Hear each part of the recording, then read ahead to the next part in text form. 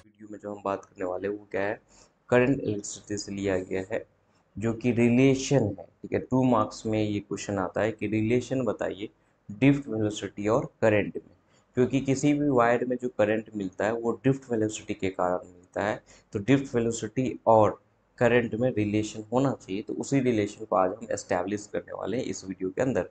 तो सबसे पहले जो है हमारा हेडिंग हुआ क्या, relation between electric current I and drift velocity we T. ठीक है, करंट को आई से दिखाते हैं, ड्रिफ्ट वेलोसिटी को वी टी से दिखाते हैं। ठीक है, तो ये चीज़ हमारा हो जाएगा। इसमें सबसे पहले आप क्या करो, एक वायर लो। ठीक है, उस वायर की का जो है जैसे यहाँ पे कनेक्शन किया गया है तो वो कनेक्शन आप देख लो। ठीक है, उस वायर का लेंथ जो है एल है।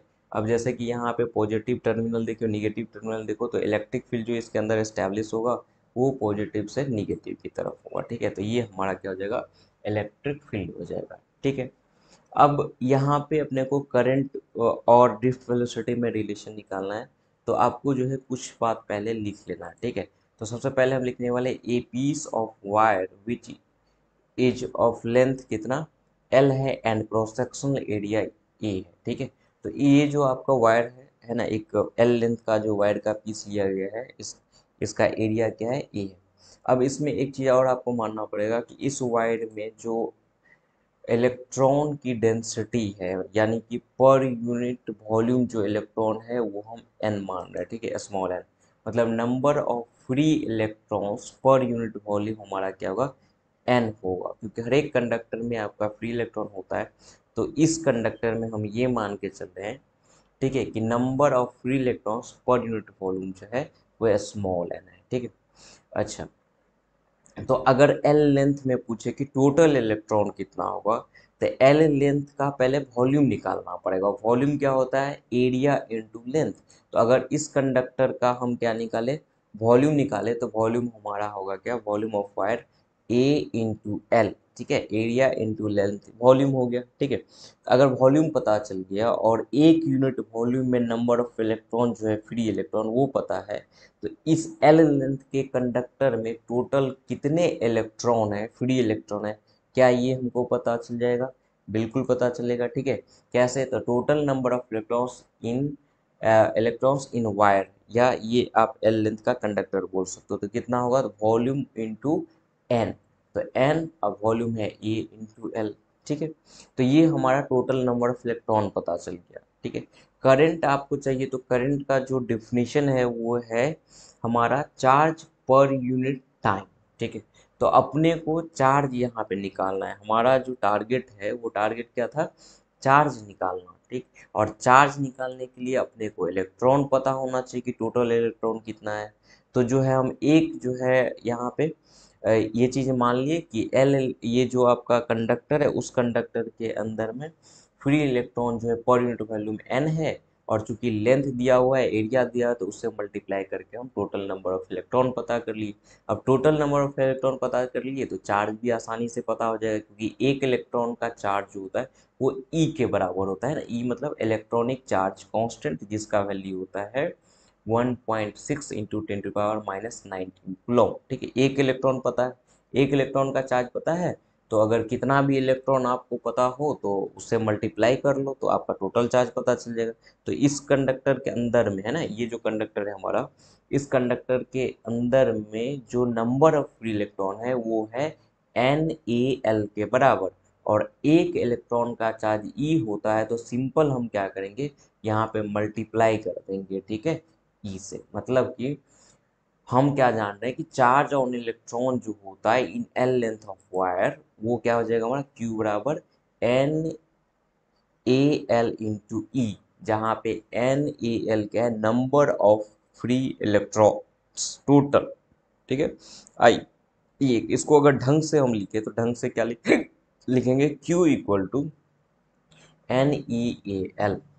ठीक है, चलिए नेक्स्ट क्या करना है अपने को, तो नेक्स्ट यहाँ पे देखो, नेक्स्ट क्या करना है, जो करंट का डेफिनेशन है, तो करंट का डेफिनेशन क्या है भाई, तो आई पर equal to Q by T.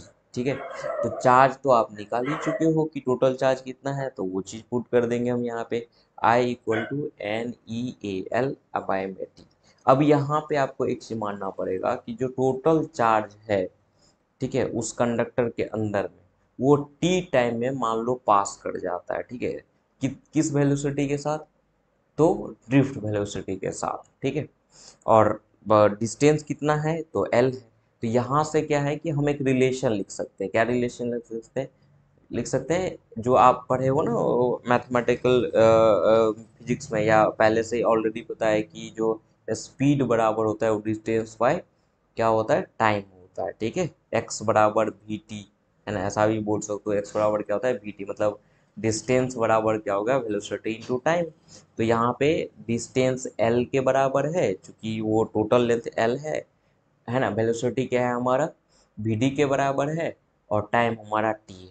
तो अगर हम इस चीज़ को ये माने यहाँ पे कि time taken by the charge to charges to cross the wire या conductor length L is T, तो यहाँ पे हमारा क्या हो जाएगा, एल बाई वी डी। तो टी इक्वल टू क्या हो जाएगा, एल बाई वी डी, क्योंकि लेंथ कितना है एल और ड्रिफ्ट वेलोसिटी आपका वी डी है, ठीक है। तो ये चीज होगा, ये कहाँ से आया है, तो एक्स बराबर वी टी होता है ना, एक्स बराबर वी टी, तो वहीं से टी बराबर क्या हो जाएगा, तो एक्स बाई वी। तो यहाँ पे एक्स के जगह पे एल लेंथ है, ठीक है, और वेलोसिटी हमारा ड्रिफ्ट वेलोसिटी वी टी है, और टाइम निकालना है, टाइम जो है टोटल लेंथ को क्रॉस कर गया टी टाइम में। तो हम ये रिलेशन आराम से लिख सकते हैं। अगर ये रिलेशन लिख सकते हैं तो ये टी का जो वैल्यू है उसको अगर ऊपर वाले में हम रख दे, ठीक है, तो हमारे पास क्या मिल जाएगा, हमारे पास ये होगा, ठीक है, कि आई बराबर N E A V D. समझे, क्या मिलेगा, N E A V D. Clear, क्योंकि यहाँ पे जो आप टी का वैल्यू रखोगे तो L by V D, L से एल कट जाएगा, तो वी डी चला जाएगा ऊपर, ऊपर चला जाएगा, तो करंट इक्वल टू क्या आ जाएगा, N E A V D, ठीक है। यहाँ पे आपका एक ऑब्जेक्टिव है, ऑब्जेक्टिव ये आता है कि करंट जो होता है ड्रिफ्ट वेलोसिटी की डायरेक्टली प्रोपोर्शनल होता है। समझ में आए? खैर ये 2 मार्क्स में आता है, तो 2 मार्क्स में आप इस तरीके से इसको लिख लोगे, ठीक है। कहीं पे भी कोई प्रॉब्लम है तो कमेंट बॉक्स में जो है आप कमेंट कीजिए कि सर हाँ यहाँ पे प्रॉब्लम है, नहीं समझ में आया, या वैसे कुछ है, इतना ये नहीं है। आप दोबारा देखोगे ना तो ये समझ में आ जाएगा, ठीक है। चल, तो इस वीडियो के अंदर जो है इतना ही, और नेक्स्ट वीडियो के में जो है हम बात करेंगे, इसी चैप्टर से बात करेंगे, ठीक है। जो आपका ओम्स लॉ होता है तो ओम्स लॉ पे बात किया जाएगा। पहले ये था आपका, ठीक है। और किसी का भी वीडियो चाहिए तो आप जो है कमेंट बॉक्स में ज़रूर कमेंट करो, ठीक है।